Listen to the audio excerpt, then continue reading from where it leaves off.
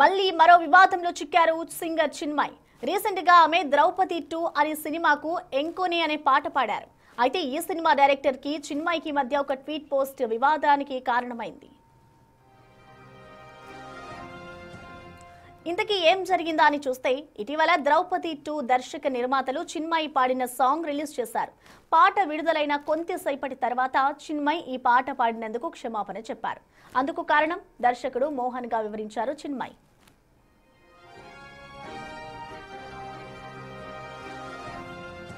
ఈ సినిమా భావాజాలం, దాని బ్యాక్గ్రౌండ్ తెలియకపోవడం వల్ల తాను తొందరపడి ఈ పాట పాడేశారని, ఒకవేళ తనకి విషయం తెలిసి ఉంటే పాడేదాన్నే కాదని అన్నారామె.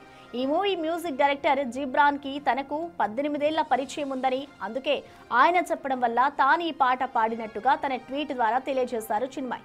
అయితే ట్వీట్ వైరల్ కావడంతో డైరెక్టర్ మోహన్ వెంటనే రియాక్ట్ అయ్యారు.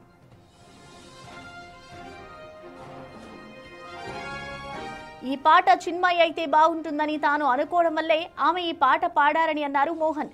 రికార్డింగ్ టైంలో చిత్ర దర్శకుడు జిబ్రాన్ అందుబాటులో లేకపోవడంతో తాను ట్రాక్ కి సంబంధించిన డీటెయిల్స్ మాత్రమే ఆమెకు వివరించారని, సినిమా కాన్సెప్ట్ గురించి ఎలాంటి చర్చ జరగలేదన్నారు దర్శకుడు.